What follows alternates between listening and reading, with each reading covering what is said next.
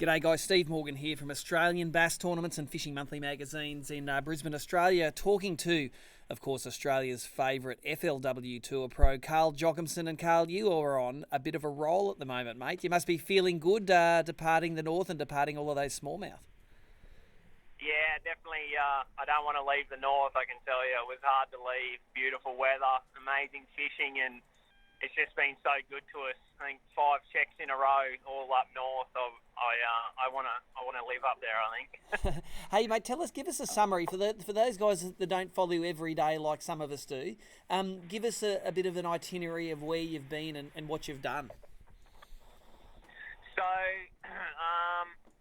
we kind of like with the FLW tour, and just this time of year, the tournament tends to do a big swing up north because it's basically everything's frozen during the winter, and I think almost up to May or June, a lot of the lakes are still frozen over. So it's sort of you start in Florida and you work your way up as the season goes, and then once the weather kicks in up north, the tournaments start to head up this way. And just pretty much, before we had the camper, the Lance, we used to, you would be at an event, say up north, and there might be 2 weeks until the next event, and you wouldn't want to stay up there at, cheap hotels or whatever waiting for the next event. So a lot of the times we'd drive back to Texas, and sometimes it was a month, and then you would spend a month back in Texas in 100-degree weather plus in the middle of summer, and it'd be hard fishing, and all you would do is kind of just get stuff done and wait until you were about to head up north. So with the Lance this time, we decided to just basically live up north for the last 2 months. And the tournament schedule allowed us to do that and let us sort of go from one to the other. So we started at, I got Kaylee, she'll have to try and remember now, but I think we finished the FLW tour off at Lake Sinclair. And I spent a ton of time up there, and I'd fished Lake Sinclair out of Detroit for the past 8 years. So I've been up there every single year that I've been in America. I've fished at least 1 or 2 tournaments a year up there, Bassmaster Opens. And the FLW tour had never been there, so I was kind of... it was the first tournament in my career over here that I felt like I actually had a little bit of an advantage. And I had a bit more knowledge than a lot of the guys that were competing. And then it sort of showed in the tournament, and I had a really good event. I was sitting in the top 10 at one stage. I dropped to 16th, but got a great check and finished the tour season off strong. Well, I didn't make the Forestwood Cup, which is the ultimate goal for me. That would be, the dream to make the Classic and the Cup one day, which is the pinnacle of the sport over here. So I missed that, and the tour's finished, and I missed the Forestwood Cup, which was disappointing because the last 2 years I've only missed it by like 9 places each time, which is about 1 fish in 1 tournament. It's nothing. Yeah. So I sat back and just had to set new goals, and we looked at the FLW Open schedule, and we were fishing the Bassmaster Easterns, and it just was a great schedule, and it kept us up north. And I love up north. Plus, there was a lot of fisheries that I either hadn't fished or wanted to learn more. So we got in that. We basically lived out of the Lance for the last 2 months up north, and went from tournament to tournament. And between each one, we just did a ton of fishing at any place where Bass or FLW head to, and learnt as much as I can. So from Sinclair, we went all the way across to Champlain. We fished the I practiced Sinclair, drove across to Champlain, fished Champlain Bassmaster. Was it the Open or the Coaster? Mm-hmm. So we fished the FLW Open. I had I got a check there. I made a big comeback from, I think, like in the hundreds to sneak a check in the top 40. So that was kind of the start of it, and then that was a big learning curve up there, using the flogger to look through the water and catch those big bedding fish. Yep.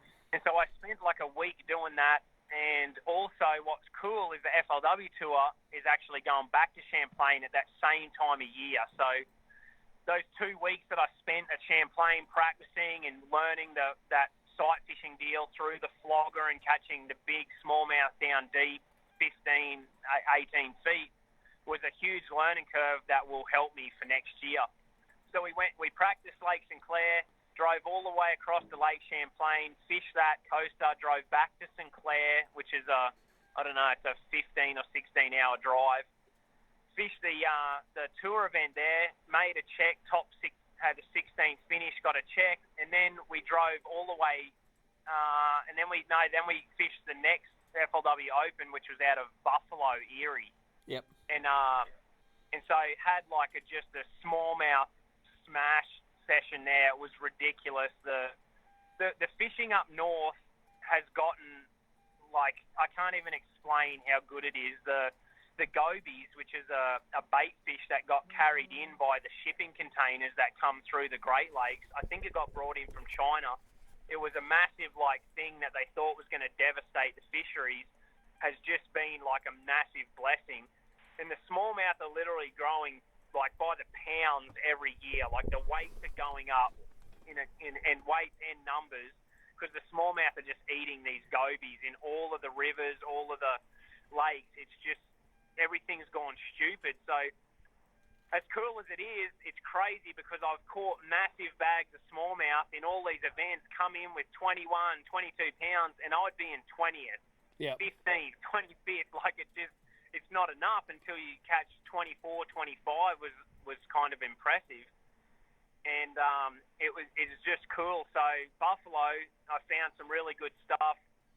I fished there on the first day, caught almost 22 pounds, was sitting in 16, and then the weather came in and they cancelled the next 2 days. So I had a 16th place finish there, which was good for me, but also I wanted to fish and try and move up, but that was fine. So from there, posted another 16th. We left there and went back to Champlain for the Bassmaster Open. So that was the third stop of the Bassmaster Eastern Open Series. And I had another awesome event. Was sitting in, I think I was sitting in 70th after the first day with a pretty decent bag. I was 16 pounds, but I was in 70th, but the weights are super tight. And then the next day I had my best day ever on Champlain. I caught big bass, had another huge bass on a big glide bait, some big smallmouth, and weighed in 21 pounds and jumped into the top 12 and made the third day cut. So that was my fourth event in a row that I got a check, had big bags of smallmouth and largemouth, and then made the 12 cut. So we were on a massive roll. But we had almost 3 weeks to wait for the final event of the FLW Opens, which was on the St. Lawrence River out of New York. And we were allowed to fish the river and the lake. So it's just we could fish Lake Ontario and the St. Lawrence River. And that's just a ridiculous amount of water to fish and learn.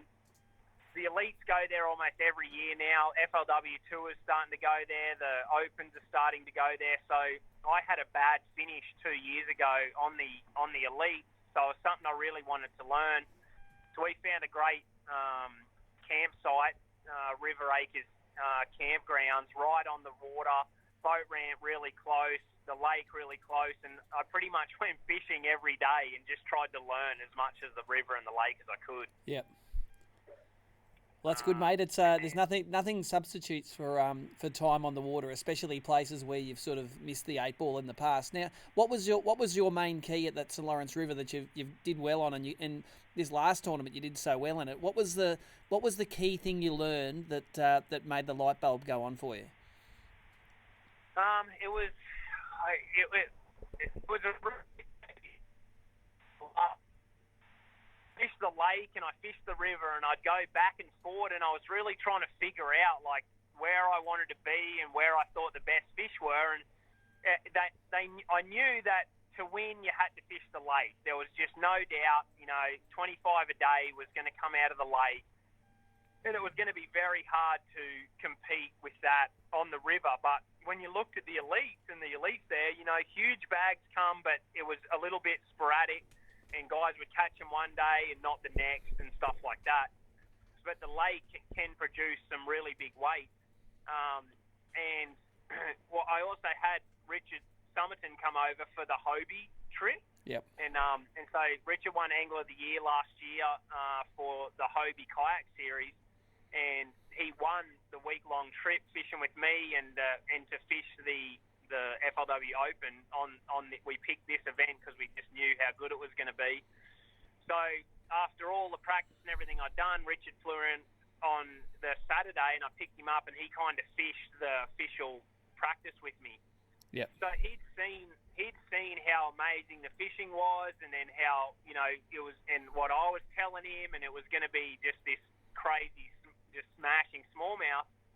Well, we got a ton of weather that came in and blew from the west, which is straight up Lake Ontario, and with the warm weather and all this different stuff, it kind of made it had a bit of an algae bloom, and a few really weird sort of things happened to where the fishing got kind of tough. And I sort of ran to some of my stuff where I knew we'd catch him, just to get sort of Rich dialed in and get him catching his first smallmouth and sort of get him switched on to what we were going to be doing. And we weren't really catching much. It was kind of tough. And this sort of went on, like each day we'd have great days, and by the end of the day we would have a big bag. But it was between the two of us. It took two of us to catch them, and we would go from the river to the lake and back. It's really, I was really in. By the time Rich got here, I thought I'd be sort of dialed in and knowing what I was going to do, and it really threw just a spanner in there because I had to really go into hardcore mode to figure out what was going on, because all of a sudden everything I knew was kind of gone. Yep. And it made it interesting because Rich got to see that how it could get tough and it changed, and then we had to figure them out.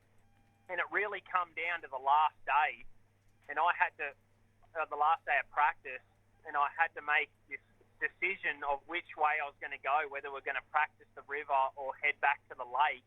And I knew that whatever I was going to do, that was going to be the deciding factor for the tournament. And I decided to go to the river, and we figured them out on that very last day. And it was just a pretty simple adjustment. It was between sort of the drop shot in a Ned rig style bait, but it was pretty much just the way we were drifting and the depths we were drifting, how fast and stuff like that. So we got the right bites on that final day in the river, and I was like, okay, it gave me the confidence to go back to the river and put my time in there. And another decision for that is I knew that anytime you're heading to Lake Ontario, the weather can play a huge part. So not often you can get 3 days to fish out on the lake. And it already looked like the weather was going to blow in. I wanted to make my first ever championship, so I needed like a top 40, a top 30 to make that happen.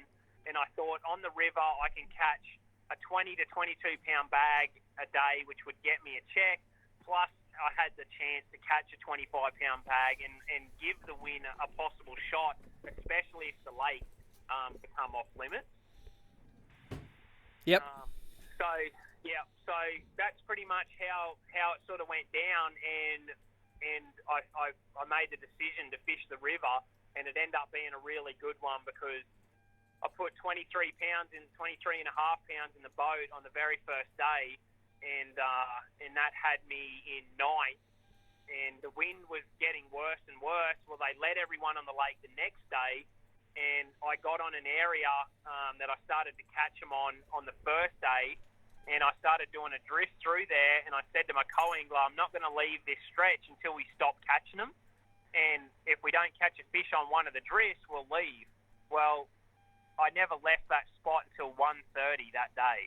Wow. I caught 1 to 3 bass every single drift, and I did around 40 drifts. So we worked out that we'd caught between 80 and 100 bass. It was the greatest day of smallmouth fishing I've ever had. Wow. So I weighed in another 23 pounds, which moved me up to 5th, and then the weather really came in, and there was a small craft warning for the lake.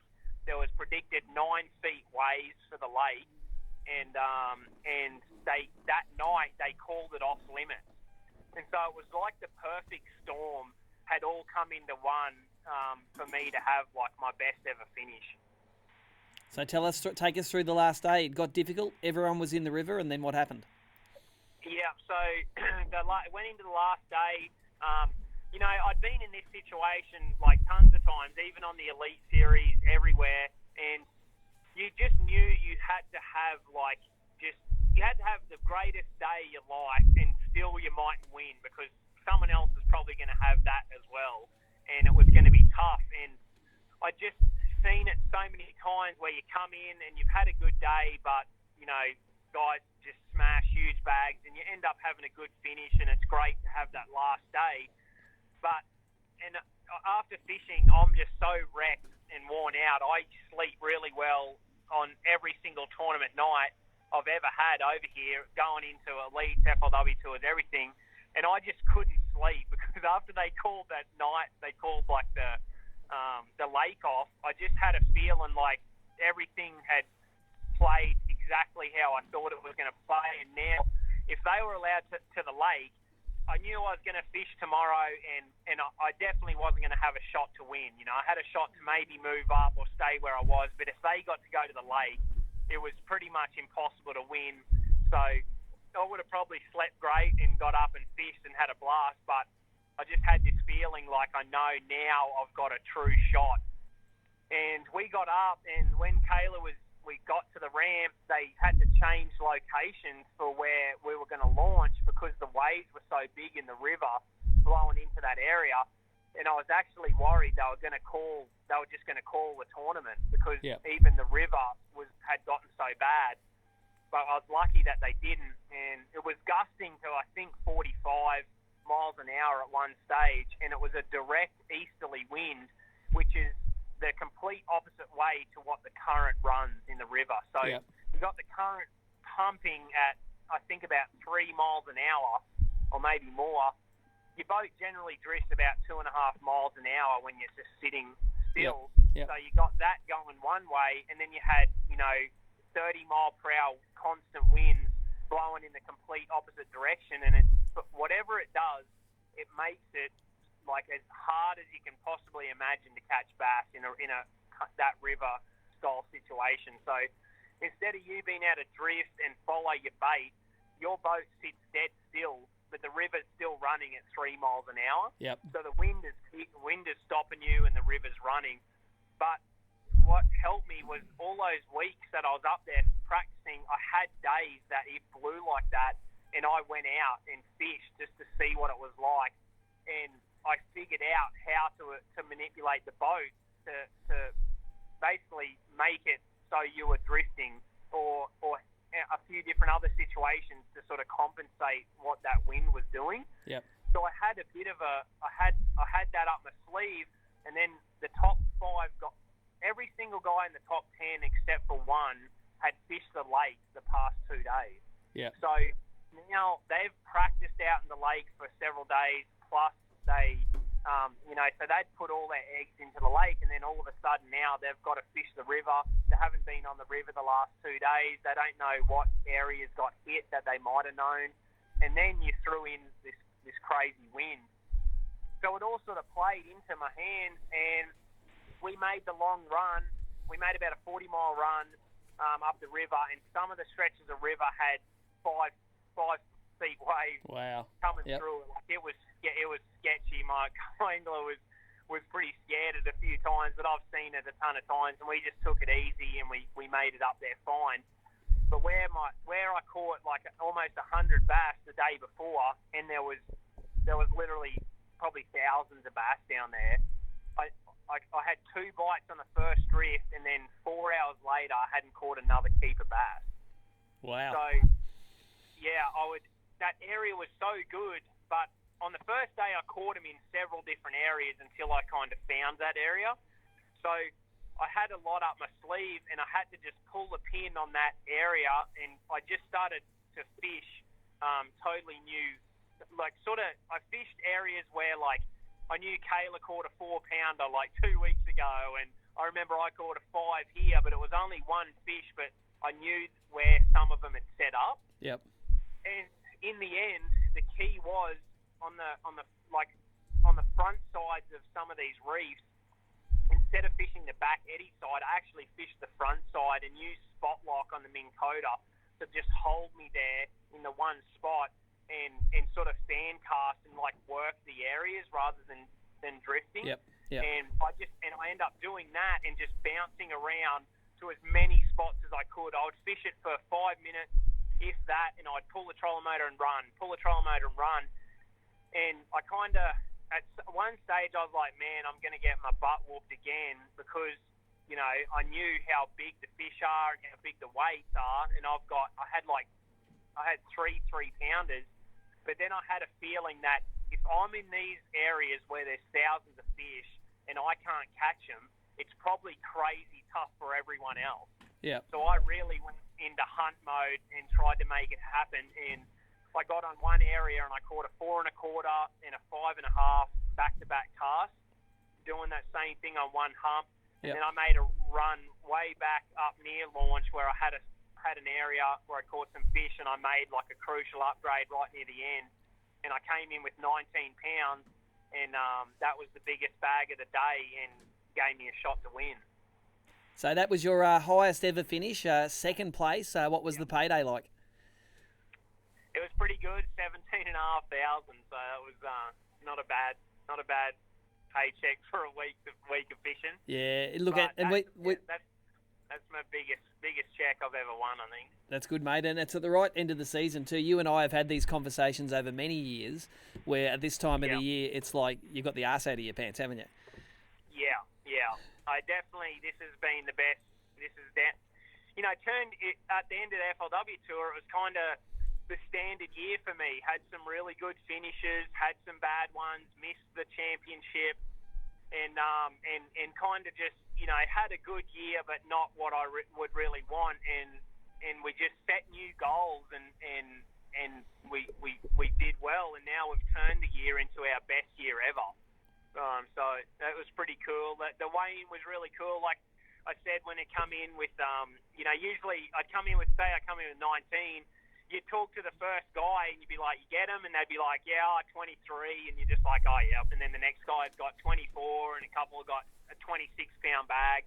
But when I came in, the guys were like 10 pounds, 8 pounds, you know, didn't have a limit.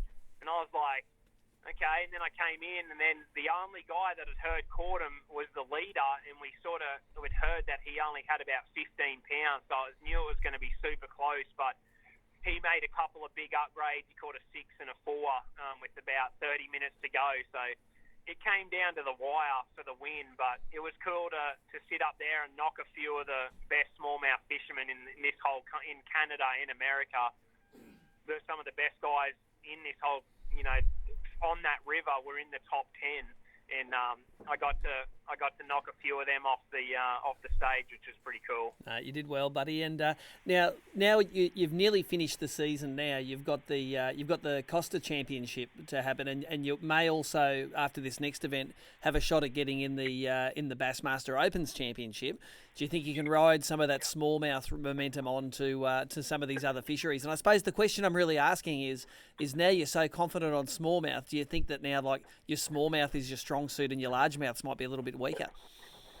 Yeah, I'll need to pick my game up on the largemouth. Well, at Champlain it was a bit of largemouth and a bit of smallmouth, a bit of both. But I don't think it's the smallmouth thing. I think it's just coming in on my 8th year of fishing and just, you know, I'm just starting to get experience. You know, I've experienced a lot of different fishing, and I'm just learning every single day and just trying to get better. And some of those things are just starting to catch up, and I'm making good decisions. I'm fishing clean, and momentum and confidence is just so much in this sport. And I think if we weren't up north and we weren't on smallmouth, I still would have done well no matter where we were, because I'm just coming into that stage of my career where I've put a lot of time and a lot of work on doing this, and whatever you practice most, you get good at, and that's all I do is to get good that. Nah, it's good, mate. And look, as usual, there's a lot of people over this side of the planet that really enjoy seeing you do well. Just give us a quick shout out to your top 2 or 3 sponsors. I know definitely Steve Fields would have been so excited he'd be peaking right now. So Steve Fields and Hobie, they've got a new Outback at the moment, and they've been a good supporter of yours, haven't they? Yeah, I don't know. Steve called us up, I think about six years ago, and just loved the story and loved what I was trying to do, and he wanted to support that. And I went into and saw him at Hobie down in New South Wales, and we talked about it, and he told me what he saw in what I was doing, and gave me a big boost that he believed in me and wanted to support me, and knew that the cost of it and what was involved, and he just wanted to get behind us and see us succeed. And he's been my major sponsor every single year since that day, and I just can't thank him enough. And it's cool to get supported by companies that innovate and do so much for the sport with the kayak tournaments and what Steve does for fishing and tournament fishing. I just love every part of what Hobie kind of does. And I just love my kayak fishing as well. And Kayla loves the sups and the lifestyle that all of that brings is really cool. And this year I got to fish with Mike Anelli, and we got to fish out of the brand new Outbacks, and they were the best kayak I've ever fished out in my life. I just had a blast. So I'm actually building my Outback myself and kitting one out with all the gear to have sort of my ultimate little fishing machine, which I've had the Outback and I've had the Hobies before, but I haven't really decked them out to be how much stuff you can put on them these days. So I'm pretty excited about that. But yeah, I have to say huge thanks to Hobie and Steve and everything that they do for us. The big one this year was Scosh. They come on board and they have been so awesome. It's a huge company out of California. They contacted us just through Instagram, seeing what we were doing, and loved what we did and what we represented, and they wanted to support us. And that has been a big part of have been our best year so far. They just make some awesome products. They've got them coming into Australia. And they do products that we use every single day. The charge packs, the cords, the boom bottle, the headphones for my workout. The Magic Mount system is the coolest thing for anyone that just has a phone. The magnetic Magic Mount system is so awesome. We use it every day in the truck, in the boat, the camper. And then we just did that big giveaway with them, and they conducted that whole thing. And I just thought doing a giveaway would be relatively easy, but it was almost a full-time job for a couple months for Chris from Scosh, and he contacted everyone. We contacted the sponsors, and they all got on board, and we did my biggest giveaway ever, and it ended up being about $2,500 worth of stuff, and that just went crazy on social media. We got an awesome amount of support from everyone, and all the sponsors that got involved were super happy with that. So, hey, and where was the guy that won it from? Where was he from? Was he American or an Australian? Yeah, he was American. He's a really cool story. He's a 18-year-old kid, just finished college, doing college fishing, and just loves his bass fishing, fishes little tournaments and stuff out of his bass boat. So he's super pumped. I can't wait to see a picture with him with all the gear. He's gonna love it. Yeah, that's awesome. Awesome.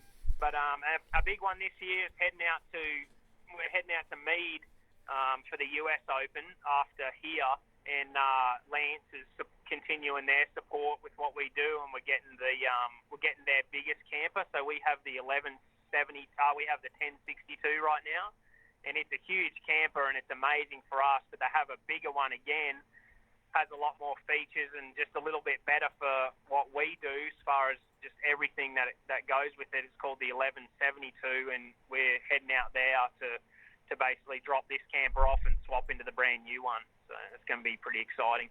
So I suppose if I was to summarise Carl's year, it had its moments through the year, but it's finishing off real strong, and it looks like you've never been in a better position to take your brand of fishing moving forward into 2019. Yeah, Yeah, definitely. That's always the struggle, and you and me and like Ian and all the people that get, support me and know the behind the scenes stuff. The end of the year stuff has been so hard because we're almost broke at the end of every year from the entry fees and the cost of everything, and then you're trying to get all that back and renew everything and trade out boats, and you've got to pay for everything, and it's a massive nightmare, the whole thing, just getting it, and financially that has been a big part of it, and to just get that second place and get a check like that at the end of the year is so huge for everything for us, and it won't last long just because of the expenses of everything, but just getting a start on next year I've never had that kind of start before, so it's going to be interesting what next year brings. Now, just give us one final question that I have, and that is, what new bass cat are you rolling your boat into? I know you've got your old one up for sale, which looks like a great deal for someone who's going to pick it up fully loaded. But what's the new one going to be? So the very first year I went with Bass Cat, I ran the Puma, and it was awesome. I loved every bit of it. Loved the layout, and I went to the dealer meeting and ran every single boat. I talked to Kevin Short and a few other people, and they suggested me using the Era, and I wanted to experience all the hulls, so if someone asked me, I could really give them my honest opinion. But I loved the Era so much. This following year, I ran the Era again this year, so this is my second year out of the Era, and I honestly could run this boat for the rest of my life. I love it that much. I love the ride, the layout, the speed, just everything that it does. I think the Aero is the ultimate tournament boat for me. I cannot say enough about it.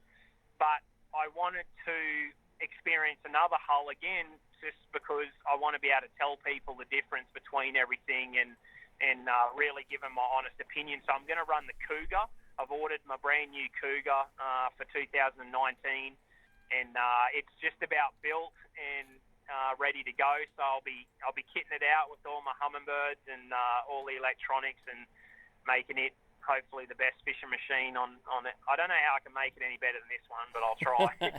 Well, at least you're going to you're going to be giving it a great go anyway, Carl. Look, I think I really appreciate you taking half an hour to have a chat to us and to say g'day to all your fans back here in Australia. We're really proud of how you're doing, and we love seeing Carl when he's on the up. On the stage, you got that smile going on where there's a big sack waiting in that bag. Yeah, no, it's awesome. The fans back in Australia and the fans here, but my Aussie fans, they mean everything to me, and constantly getting messages of people wanting jerseys and stuff, and it just blows me away, to be honest. The support is amazing, and really that's what I do it for. I want to bring everyone along on the journey, and they get to see, what we go through, and we try and show them, as much as we can. But I want to say thank you to all the Aussies that have been there from the start, and the Aussies that have just finding out what I'm doing now. I appreciate everything, and we read all the messages, and we try and get back to everyone. But I just want to say a huge thank you. Good on you, Carl, and we look forward to seeing how you go in the next events. Thanks, mate. Big finish.